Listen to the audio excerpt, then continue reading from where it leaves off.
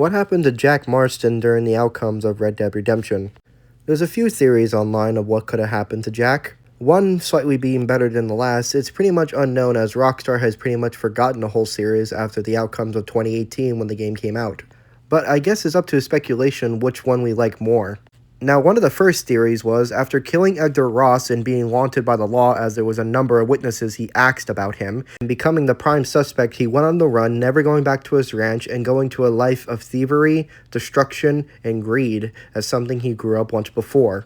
Another popular theory is, given the time period, it is the year 1914 during the outcomes of World War I, Jack listed in the United States military where he lived a proud career where one or two things happened, getting severe PTSD and could never find himself again, or he died of the outskirts of the war.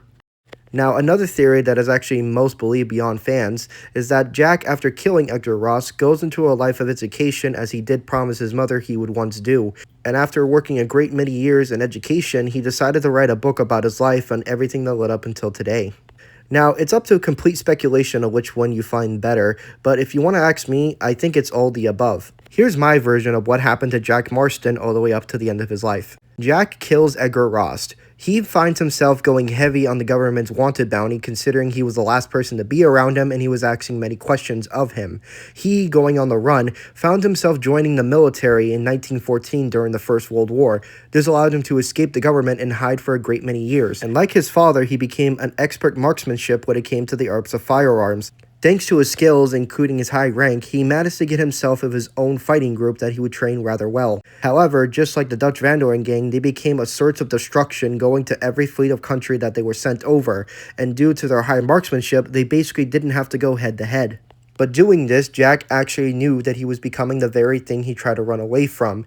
So, after serving in the military, he left that life never to pick up his guns again. With severe PTSD of the many tragedies he'd done because of the war and his gang, he decides to go back in education to see if he could put any pieces back together. And to his surprise, the idea worked. He went back into education, the military teaching him of many disciplines and honor. He uses that effect to always get back to what he needed to do. He never gave up his education. He never gave up on trying to make his homework, and he never gave up on trying to move on.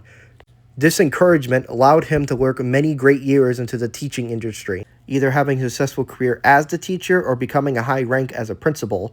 But even with his vast career and possibly having a family of his own, he knew he would truly never move on from this unless he wrote it down in his own image. So, with his superiority of a great memory, he decided to write down of his life in with the Dutch Van Doren gang, with his father and his time in the military. For once he was done, he took the book and publishes it, becoming a cult classic in the Rockstar universe. And finally, as Jack finally got his closure that he was looking for his whole life, he publishes the book, made millions, lived a great many years as an old man, dying in his sleep, knowing that everything he had in his life he left behind once and for all. Don't you put those stupid ideas in the boy's head.